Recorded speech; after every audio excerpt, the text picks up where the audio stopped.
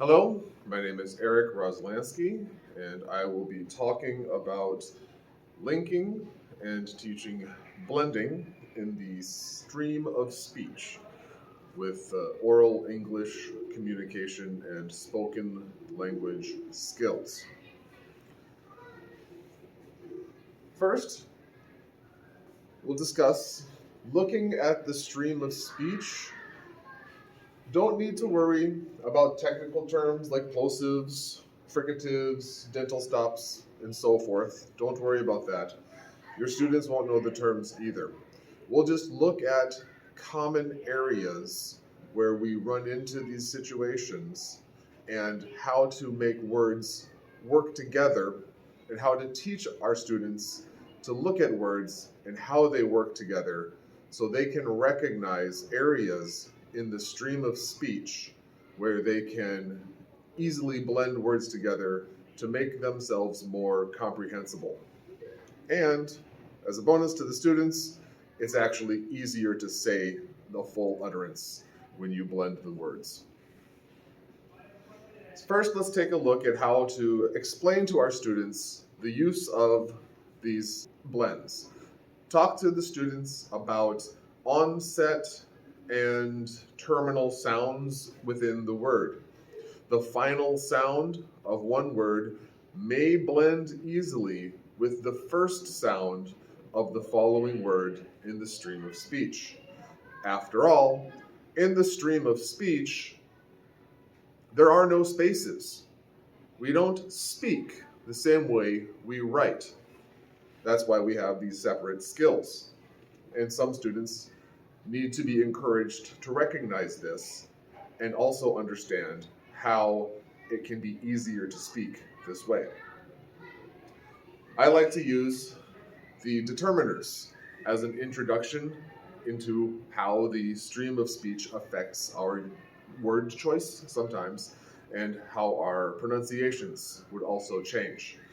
They already are familiar with a and and how an is used when the next word starts with a vowel. However, there are exceptions to this rule, namely, not the spelling of the word, but the pronunciation of the word. For examples that the students are familiar with, apple, an apple, an apple. They know that apple would be preceded by an an. Towel starts with a T, a towel. However, there are differences when you have words that start with the letter H. Hour, a hour. That doesn't work. An hour. It starts with an H, so we should use a. However, the sound of the word does not begin with a sound. Therefore, the students should use un. The next example I would give them is hand, a hand. The onset sound of hand is therefore they should use a hand, a hand. Hour, onset sound is ow, an hour, an hour. You insert the N to make it a more smooth and blended production. I like to force a mispronunciation as the example. So using apple, apple, apple. If you say it that way, you can even feel how it's awkward and difficult to produce. You're spending more energy and having a poor pronunciation. So moving along, I teach mainly three of the blends with my students. First, I talk about deletion of sounds. When you have two sounds where the terminal sound and the following word's onset sound is the same or uses a similar mouth shape or contour, there might be a deletion or an unreleased sound at the end of that word.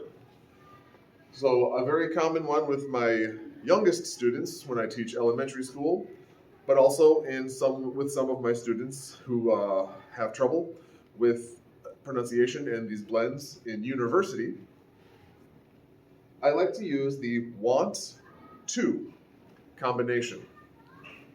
Want to. I want to go home. All right? Spoken in isolation, that is fine. However, we combine the words want and to.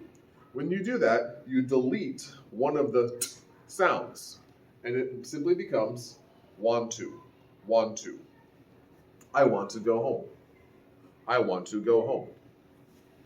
Further reduction could include I want to go home. I want to go home. But that is up to you if you want to continue that reduction in sounds with your students. How would I show this link in class? If there is a whiteboard, chalkboard, or if I'm doing presentation with projector, if I can write, then I just use a marker and draw the link. I want to go home. I could draw a box around the affected sounds or the area, ask the students to do that, draw an underline, use different colors to highlight the area. I want to go home. Want to, want to. For some students, I might even change the pronunciation a little bit more to make it more recognizable. Want to, want to, one, two. I want to go home. Not as accurate, but it can help with noticing. Insertion of sounds. Sometimes between two words, you want to insert a sound. Previous example, the determiners a and an. A apple. An apple. You insert the n sound. A hour. An hour. Inserting the n sound. So continuing with the previous examples. Sample sentence. I will be a little late. I will be a little late. Here, be and a, when put together, in the stream of speech, you would insert a y sound. So for this, I would create the linking mark and maybe write the letter Y underneath. Spoken, I will be a little late. I will be a little late. And also have the link there. Little late, little late. Identical sounds blending together smoothly. Showing the link in class with the insertion of sounds, I would, of course, circle or box the affected sounds, show the link between the two words, and perhaps write the letter Y underneath. Transfer or resyllabification of sounds. Example sentence, would you like some coffee? When you have d and y sounds pushed together, it can come out as a j, j. Would you like some coffee? Would you like some coffee? Would you like some coffee? Would you? I teach that as well. Would you? Did you? Had you? Could you?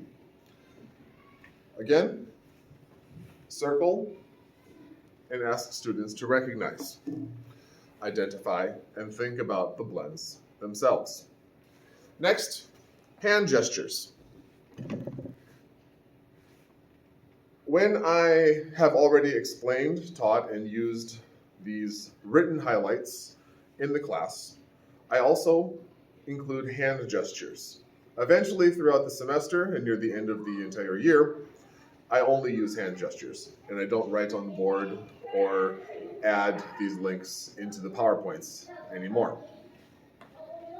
The hand gestures I use is very simple. Hands together, fingers oriented towards each other, For the want to blend, the deletion of one of the t sounds, want to. I just wiggle my fingers with the word want to, want to, want to, want to. Interlace the fingers to highlight the moment of the blend. Want to, want to. Would you, would you, would you, would you, would you, would you. Near the end of the semester, all I do when highlighting a blend is this in front of the students. Classroom activities.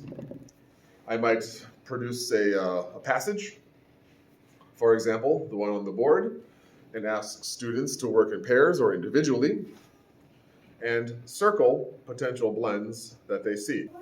After a set time where the students work together, then I would show the blends to them in class, either with a marker or prepared as on PowerPoint, animating the individual links between the words, and then you could read it all together. They could read together as partners and attempt to use all of the blends and links that they have identified. That is blending and linking, taught in class with hand gestures. Thank you very much.